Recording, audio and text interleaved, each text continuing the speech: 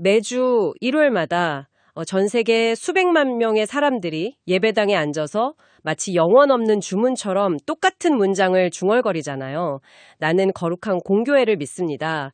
사도신경의 한 구절인데요. 네, 가장 익숙한 고백 중 하나죠. 그렇죠. 그런데 잠깐만요. 아마 지금 들으시면서도 약간 고개를 갸우뚱하시는 여러분들이 계실 겁니다.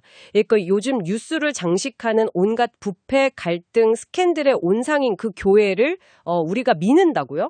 충분히 그렇게 생각하실 수 있죠. 현실 교회의 모습들을 보면요. 네, 게다가 심지어 놀라운 사실은 고대 교부들은 교회를 믿는다고 말하는 것 자체가 심각한 신학적 오류가 될 수 있다고 엄청 강하게 경고했다는 겁니다. 맞아요. 아주 무서운 경고를 했었죠. 도대체 우리가 아무 생각 없이 매주 고백해온 이 문장에는 어떤 비밀이 숨어 있는 걸까요?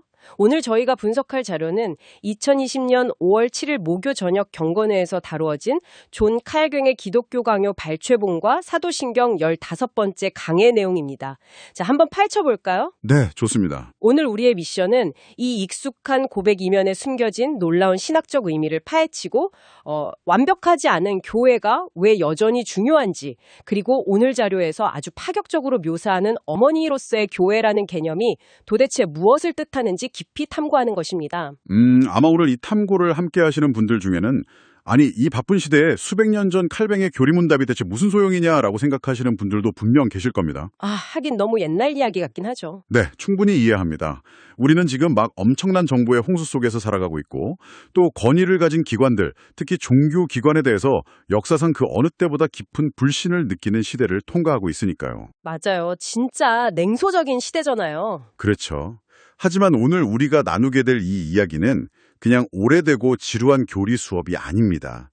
오히려 맹목적인 믿음과 냉소주의 사이에서 길을 잃어버린 현대인들에게 우리가 속한 공동체를 바라보는 시각 자체를 완전히 뒤흔들어 놓을 수 있는 아주 강력한 렌즈를 제공할 겁니다.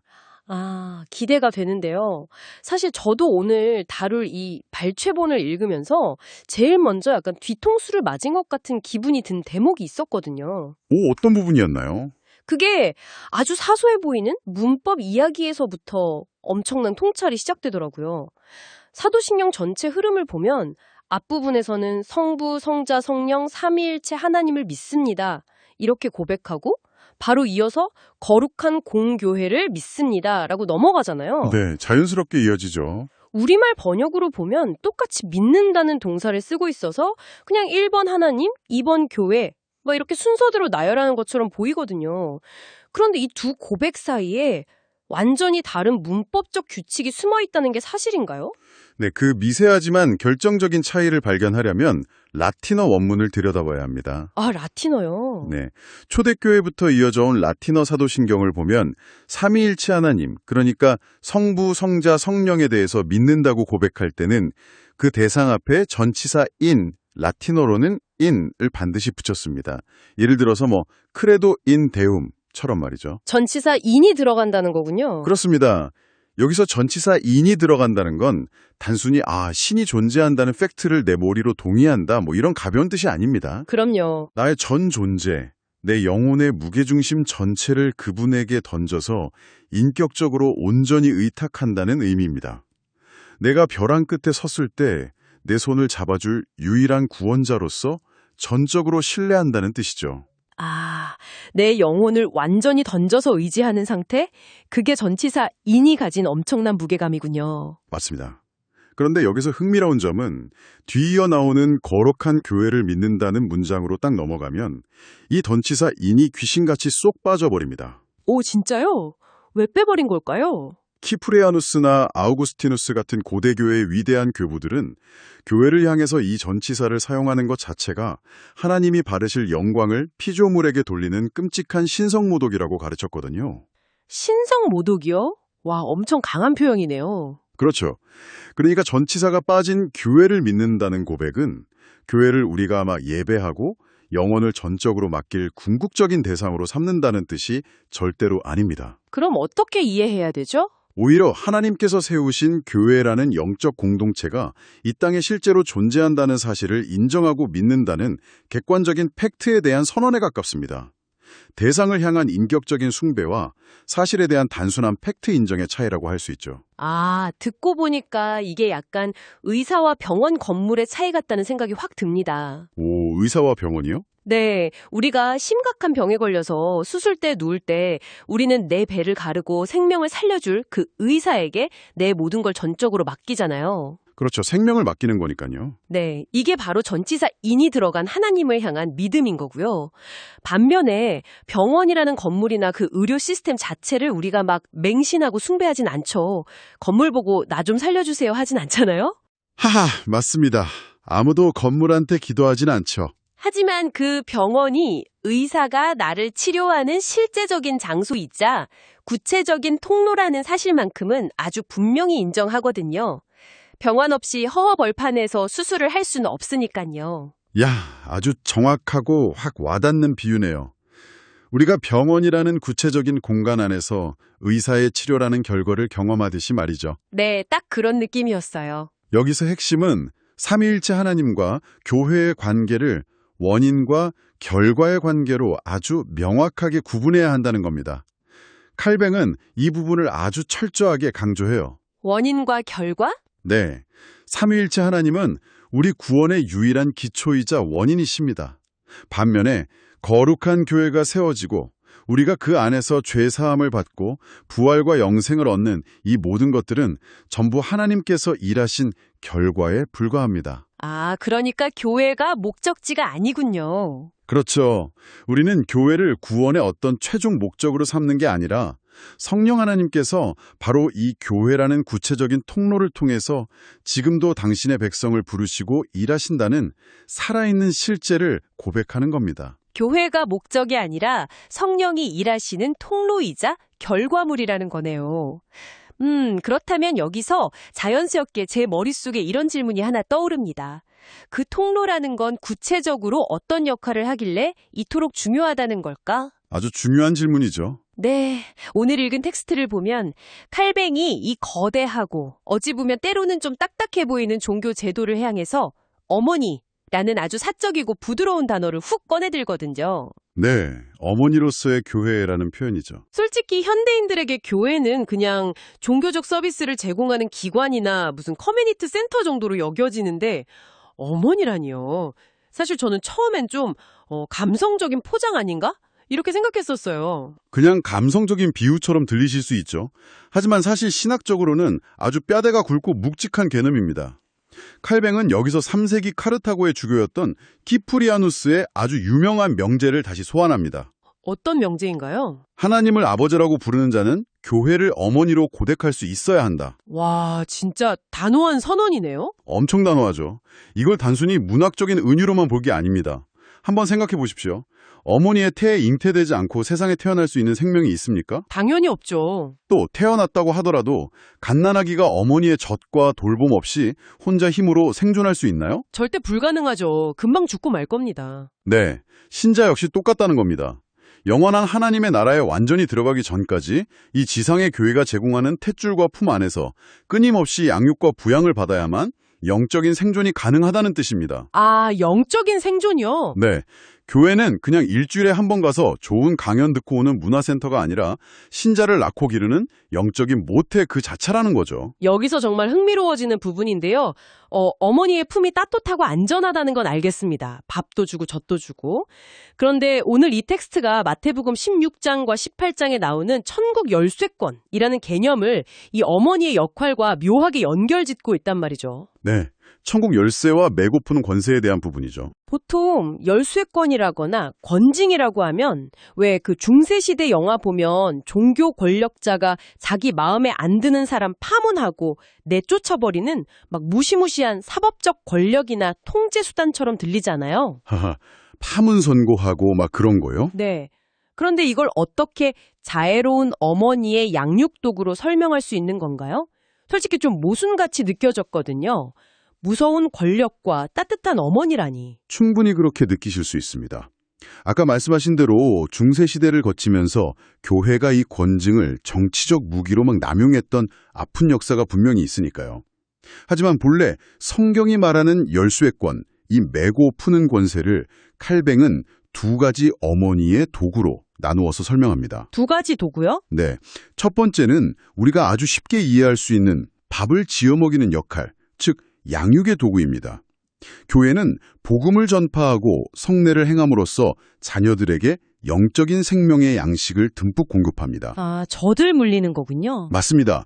어머니가 아이에게 젖을 물리듯이 강단에서 선포되는 말씀을 통해서 신자들이 그리스도 안에서 굶주리지 않고 아주 튼튼하게 자라가도록 돕는 거죠. 밥을 먹이는 이 첫 번째 역할은 아주 자연스럽네요. 그럼 두 번째 도구, 아까 제가 무시무시하다고 느꼈던 그 권징은 어머니의 어떤 역할에 해당하는 건가요? 두 번째가 바로 보호와 훈육의 도구입니다. 마태복음 18장의 권징을 칼뱅은 어머니가 드는 자애로운 매에 비유합니다. 자애로운 매요? 사랑의 매 같은 건가요? 네, 한번 상상해 보세요. 자녀가 막 위험한 불장난을 하거나 낭떠러지를 향해서 생각 없이 뛰어간다면 진짜 어머니는 어떻게 할까요? 그래, 네 자유니까 마음대로 해라 하고 그냥 방관할까요? 절대 아니죠. 소리 지르면서 달려가서 막 끌어당기겠죠. 그렇죠. 바짓가랑이를 붙잡고 엄하게 꾸짖어서라도, 심지어 종아리를 세게 때려서라도 돌려 세우는 게 진짜 어머니의 심정입니다. 아, 듣고 보니 그러네요. 권징의 본질은 사람을 공동체 밖으로 내쫓거나 권력을 과시하는 데 있는 게 절대 아닙니다. 영적인 위험과 죄로부터 신자를 보호하고 결국 철저한 회개를 통해서 다시 그 어머니의 따뜻한 품, 즉 신앙의 순수성으로 복귀시키려는 아주 강력한 사랑의 보호장치입니다. 내쫓으려는 게 아니라 다시 살려서 품으려는 거군요. 네, 칼빙은 바로 이 훈육의 질서가 무너져버린 교회는 자녀를 그냥 방치하는 무책임한 가정과 같아서 결국 영적으로 붕괴될 수밖에 없다고 본 겁니다. 아, 단순히 법의 잣대로 무섭게 벌을 주는 게 아니라 결국은 그 영혼을 다시 품어 살려내기 위한 어머니의 아주 절박한 매였군요. 정확합니다. 그런데 전문가님의 이 설명을 들으면서도 아마 지금 듣고 계시는 청취자 여러분 중에 마음 한구석에서 약간 이런 강력한 반발심이 드는 분들이 꽤 있을 겁니다. 반발심이요? 어떤 생각일까요? 아, 좋습니다. 신학적으로 교회 어머니인 거, 네, 알겠습니다. 그런데 제가 현실에서 겪은 교회는 정말 슴투성이에 사람들끼리 맨날 싸우고 상처 주고 받고 때로는 진짜 폭력적이기까지 했단 말입니다. 이런 현실의 교회를 보면서 도대체 어떻게 그 거룩한 어머니를 떠올릴 수 있단 말입니까? 약간 이런 괴리감이요. 이걸 어떻게 설명해야 할까요? 네. 정말 너무나 뼈아프고 또 우리 모두가 매일같이 겪고 있는 현실적인 고민이죠. 이상과 현실의 거리가 너무 멀게 느껴지니까요. 맞아요. 너무 멀죠. 이 간극을 이해하려면 우리가 매주 외우는 사도신경이 말하는 거룩한 공교회에서 이 공교회, 즉 교회의 보편성, 신학적으로는 카톨릭성이라고 하는데 이 단어의 진짜 뜻을 먼저 한번 짚고 넘어가야 합니다. 보편성이요? 흔히 말하는 천주교 카톨릭을 말하는 건 아니죠? 네, 아닙니다. 여기서 보편성이란 그냥 동네마다 흩어져 있는 개별 교회 건물들의 단순한 집합체를 뜻하는 게 아닙니다. 창세부터 세상 끝날까지 예수 그리스도를 유일한 머리로 삼아서 하나의 동일한 믿음과 성령 안에서 움직이는 거대한 단일 유기체, 그러니까 시공간을 초월한 한 몸을 의미하는 겁니다. 아, 눈에 보이는 우리 동네 예배당 건물들이 전부가 아니라 영적으로는 과거와 현재, 미래 전체를 아우르는 엄청나게 거대한 생명체라는 거군요. 바로 그겁니다. 그런데 여기서 진짜 중요한 건 이 거대한 생명체가 이 지상에 존재하는 동안에는 역사상 단 한 번도 완벽했던 적이 없고 앞으로도 결코 안전하지 않을 거라는 사실입니다. 와, 한 번도 완벽했던 적이 없다고요? 네, 칼뱅에 쓴 표현을 보면 이게 아주 기가 막힙니다. 지상교회를 가리켜서 날마다 진보하는 식으로 거룩하며 아직 완전하지 않다고 그냥 선언해버려요. 날마다 진보하는 식으로 거룩하다? 네, 에베소서 5장에 보면 주님께서 교회의 주름과 흠을 제거하신다는 말씀이 나오거든요. 근데 이건 이미 다 제거되어서 완벽하게 끝났다는 뜻이 아니라 지금 이 순간에도 주님이 소매를 걷어붙이고 우리 안에서 날마다 열심히 일하고 계신 상태라는 걸 의미합니다. 와, 날마다 진보하는 식으로 거룩하다는 이 말이 진짜 엄청난 위로가 되네요. 비유하자면 교회는 무슨 이미 티끌 하나 없이 완벽해진 성도들만 모아놓은 번쩍번쩍한 박물관이나 전시장이 아니라는 거잖아요. 네, 전시장이 절대 아니죠. 오히려 막 뼈가 부러지고 병든 사람들이 모여서 날마다 조금이라도 나아지려고 비명을 지르며 재활하는 재활센터나 재활센터 좋은 비유네요. 네, 아니면 아직 흙먼지가 엄청 날리고 시끄럽지만 위대한 설계도를 따라서 매일 벽돌을 쌓아 올리고 있는 공사장에 훨씬 가깝다는 생각이 듭니다. 맞습니다. 공사 중인 거죠. 그런데 여기서 또 의문이 하나 생겨요. 이렇게 공사 중이고 먼지도 날리고 흠이 많은데 왜 굳이 우리는 이 교회를 가리켜서 뻔뻔하게 거룩하다고 부르는 걸까요?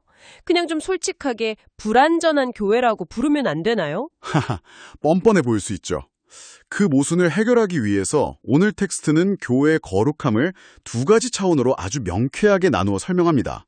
바로 객관적 거룩함과 주관적 거룩함입니다. 객관과 주관이요? 약간 철학 용어 같은데요? 네, 조금 어려워 보일 수 있는데 개념은 분명합니다. 먼저 객관적 거룩함은 그 교회의 도덕적 상태가 아니라 철저하게 소속과 관련이 있습니다. 소속이요? 네, 구약 시대를 한번 떠올려 보시죠. 성막이나 그 안에 있는 여러 가지 제구들, 심지어 제사를 직접 드리는 제사장들조차도 인간의 눈으로 꼼꼼히 뜯어보면 다 불완전하고 때가 묻은 나약한 존재들입니다. 그렇죠. 제사장도 결국 사람이니까요. 맞습니다. 하지만 하나님께서 그것들을 세상과 딱 분리해서 오직 하나님만을 섬기도록 구별하셨기 때문에 성경은 그것들을 향해서 거룩하다고 부르는 겁니다. 마찬가지로 교회 역시 그 안에 모인 사람들이 막 도덕적으로 완벽해서가 아니라 교회가 전적으로 주님의 소유로 딱 구별되었기 때문에 객관적으로 거룩한 것입니다. 그러니까 내가 무결점의 인간이라서가 아니라 내가 도대체 누구의 소유인가라는 그 소속감 자체가 거룩함의 근거가 된다는 말씀이네요. 정확합니다. 소유권의 문제인 거죠. 그럼 두 번째, 주관적 거룩함은 우리가 흔히 생각하는 그 삶의 구체적인 변화 같은 건가요? 비슷하지만 조금 더 내면 깊은 곳의 이야기입니다. 주관적 거룩함은 교회를 이루는 참된 지체들의 여문, 아주 깊은 곳에서 일어나는 본질적인 방향성의 변화를 말하거든요. 방향성이요? 네. 에스겔 11장 19절을 보면 하나님께서 백성들에게서 돌같이 굳은 마음을 싹 제거하고 살처럼 부드러운 마음을 주시겠다는 약속이 나옵니다. 유명한 구절이죠. 성령을 통해서 이 부드러운 마음을 받은 신자들은 현실에서 어떨까요? 여전히 넘어집니다. 유혹에 흔들리기도 하고요. 완전함과는 한참 거리가 멉니다. 사실 매일 넘어지죠, 저희가. 맞아요. 하지만 그 속사람, 영혼 가장 깊은 곳에서는 하나님의 법을 진심으로 즐거워하고 거룩을 향해서 끊임없이 갈망하며 발버둥 친다는 겁니다. 발버둥의 핵심이군요. 네. 바울이 고린도전서를 쓸 때를 한번 생각해 보세요. 당시 고린도 교회 안에는 진짜 파당짓기, 음행, 심지어 교인들끼리 세상 법정 가서 소송하고 온갖 끔찍하고 난장판 같은 문제들이 가득했거든요. 진짜 막장 드라마 수준이었죠, 고린도 교회가. 그렇죠. 그런데 놀랍게도 바울은 그 서신을 시작하면서 그들을 가리켜서 성도, 즉 거룩한 무리라고 딱 불러줍니다. 사실 저도 그 부분 성경 읽을 때마다 바울이 이거 반어법을 쓴 건가? 비꼬는 건가? 싶을 정도였거든요. 그렇게 엉망진창인 사람들을 성도라 부르다니요? 바로 그 지점이 우리가 꼭 붙들어야 할 핵심입니다. 바울이 그들을 성도라 부른 이유는 그들이 완성품이어서가 아닙니다. 비록 지금은 막 흙투성이일지라도 성령의 이끌림을 받아서 거룩을 향한 영적 여정 위에 서 있는 참된 지체들이었기 때문이죠. 그 방향성을 보고 부른 거군요. 네.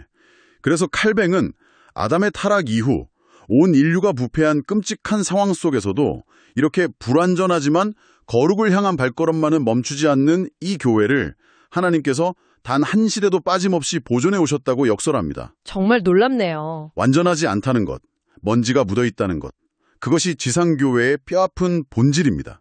하지만 그럼에도 불구하고 날마다 전진하는 것, 그것이 바로 참된 교회의 진정한 표지인 셈이죠. 좋습니다. 자, 그럼 이 모든 게 지금 듣고 계시는 청취자 여러분에게 도대체 무슨 의미일까요? 아주 중요한 포인트입니다. 네, 우리가 지금까지 교회의 역사와 신학에 대한 되게 거시적인 논의를 들었는데 그냥 그렇구나, 재밌네 하고 고개를 끄덕이고 끝낼 문제는 아닌 것 같거든요. 이 커다란 그림이 결국 우리 개인의 내면과 구원이라는 문제로 어떻게 연결되는 건가요? 신학은 결국 나 자신의 자리로 돌아와야 진짜 의미가 있죠. 오늘 우리가 다룬 이 강해의 결론부를 보면 아주 묵직하고도 등골이 확 서늘해지는 본질적인 질문을 하나 던집니다. 어떤 질문이죠? 여러분은 지역교회 등록교인 명부에 이름이 적힌 것만으로 만족하고 계십니까? 아니면 여러분의 이름이 참으로 하늘에 있는 생명책에 기록되어 있습니까? 와, 교회 출석부와 하늘의 생명책. 진짜 완전 뼈를 때리는 팩트포크 같은 질문이네요. 네, 되게 날카롭죠. 그러니까 내가 매주 주일마다 교회에 출석 도장을 찍고 헌금도 하고 봉사도 열심히 한다는 그 사실이 내가 이 시공간을 초월한 거룩한 공교회의 진짜 지체임을 자동으로 100% 보장해주지는 않는다는 거잖아요. 맞습니다. 외적인 행동이 전부가 아니라는 거죠. 그렇다면 스스로에게 물어볼 수밖에 없겠네요. 내가 그 생명책에 기록된 진짜 지체라는 걸 스스로 어떻게 확인할 수 있나요? 도대체 그 증거, 그 참된 표지가 뭡니까? 사실 많은 사람들이 그 증거를 자신의 어떤 완벽한 도덕성이나 아니면 자기가 속한 교회의 엄청난 크기, 막 화려한 예배 시스템 같은 외적인 것에서 찾으려고 합니다. 그렇죠. 내가 이렇게 열심히 사니까, 내가 이렇게 큰 교회 다니니까 하면서요. 네. 하지만 종교개혁 시대의 아주 중요한 문서 중 하나인 벨직 신앙고백서 27항을 보면 전혀 다른 답을 제시합니다. 뭐라고 나오나요? 이 거룩한 공교회의 참된 지체임을 증명하는 표지는 오직 그리스도에 대한 믿음과 하나님에 대한 회개입니다. 회개요? 네. 조금 더 쉽게 풀어서 말씀드려 볼게요. 내가 남들보다 도덕적으로 더 낫고 거룩하다는 우월감이 아니라 오히려 나는 하나님의 은혜를 떠나서는 단 하루도 제대로 살 수 없는 비참하고 연약한 죄인임을 뼛속 깊이 철저하게 인정하는 사람들입니다. 나의 연약함을 인정하는 거. 네. 내 알량한 행위나 어떤 종교적 의의를 훈장처럼 막 내세우는 것이 아니라 오직 예수 그리스도의 십자가만이 나의 유일한 소망임을 알고 아주 절박하게 매달리는 자들. 바로 그 상한 심령을 가진 자들이야말로 눈에 보이지 않는 진짜 교회를 이루는 살아있는 세포이자 참된 지체인 것입니다. 그러니까 내 완벽함이나 도덕성이 표지가 아니라 나의 철저한 깨어짐을 스스로 인정하고 오직 그리스도만을 붙잡는 그 절박함, 오직 그 절박함만이 내가 진짜 생명책에 기록된 교회라는 증거군요. 정말 역설적이고도 아름다운 진리라는 생각이 듭니다. 네, 그것이 참된 복음의 역설이죠. 자, 이제 오늘 우리가 나눈 이 방대하고도 기쁜 이야기들을 하나로 쫙 모아보겠습니다. 여러분, 우리는 오늘 매주 외우는 사도신경의 짧은 한 구절에서 출발해 아주 먼 길을 왔습니다. 정말 깊은 탐구였죠. 결론을 내려보자면 이렇습니다. 우리는 교회를 하나님처럼 맹목적으로 떠받들고 숭배하지 않습니다. 우리는 하나님께서 이 땅에 교회를 세우셨고 성령께서 바로 그 불완전한 교회를 통로로 삼아서 일하고 계심을 믿습니다. 맞습니다. 현실의 교회는 수시로 우리의 기대를 저버리고 상처를 주며 주름과 흠투성이로 보일 수 있습니다. 하지만 그럼에도 불구하고 교회는 여전히 우리를 품에 안아 생명의 젖과 밥을 먹이고 또 우리가 위험한 길로 갈 때는 기꺼이 사랑의 매를 들어서 돌이키게 하는 절대 포기할 수 없는 우리의 영적인 어머니입니다. 네, 자애로운 어머니죠. 아마 지금 들으시는 청취자 여러분 중에는 현실 교회의 연약함이나 뼈아픈 실패에 실망하고 깊은 상처를 받으신 분들이 정말 많을 겁니다. 하지만 지상교회는 결국 완벽해서 거룩한 것이 아닙니다. 절대 아니죠.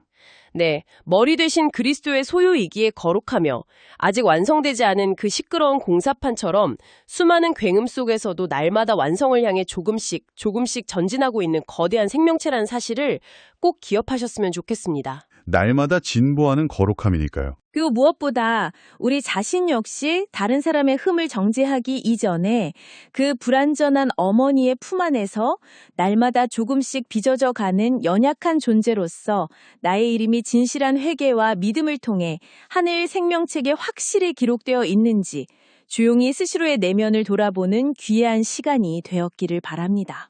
여기서 오늘의 탐구를 완전히 마치기 전에 저는 청취자 여러분이 각자의 삶의 자리로 돌아가서 한번 깊이 곱씹어 보실 수 있도록 아주 도발적이고 흥미로운 숙제를 하나 던지고 싶습니다. 오, 마지막 숙제군요. 어떤 건가요? 네, 만약 지상교회가 이렇게 불완전한 자녀들을 끊임없이 부대끼며 양육하고 훈육하는 불완전한 어머니라고 한다면 오늘날처럼 모든 물리적인 경계가 다 허물어지고 있는 이 거대한 디지털 시대에 이 어머니의 역할은 도대체 어떻게 확장되고 적용되어야 할까요? 와, 디지털 시대의 어머니요. 네, 우리는 비대면의 연결이라는 이 차가의 스크린 너머로도 교회가 주는 그 자애로는 권징의 매와 영적인 양육의 젖을 온전히 그리고 아주 생생하게 경험할 수 있을까요? 아, 이거 정말 요즘 시대를 정확히 관통하는 예리한 질문이네요. 스크린 너머의 비대면 환경, 이 가상 공간 속에서 우리는 과연 어떻게 진짜 한 몸으로서 서로를 부양하고 건징할 수 있을 것인가? 그렇습니다. 이것은 단순히 몇몇 학위 있는 신학자들만 책상에 앉아서 고민할 문제가 아닙니다. 창세부터 세상 끝날까지 이어지는 이 거대한 유기체에 살아 숨쉬는 세포인 여러분 각자가 지금 우리가 두 발을 딛고 있는 이 혼란스러운 시대 속에서 아주 치열하게 부딪히고 고민하며 스스로 답을 찾아가야 할 바로 여러분 자신의 이야기입니다. 완벽하지 않은 어머니의 품 안에서 그리고 다가오는 이 비대면 새로운 시대의 거센 도전 속에서도 우리의 영적인 공사와 성장은 계속되어야 한다는 그 묵직한 숙제 제대로 새기겠습니다. 여러분, 오늘의 깊은 탐구는 여기까지입니다. 네, 수고 많으셨습니다. 이 마지막 질문들을 앞으로 며칠 동안 여러분의 일상 속에서 천천히 한번 곱씹어 보시길 바랍니다. 저희는 다음 시간에도 여러분의 굳어진 시각을 경쾌하게 깨워주고 지적인 호기심을 꽉 채워줄 새롭고 흥미로운 자료와 함께 다시 찾아오겠습니다. 함께해 주셔서 감사합니다.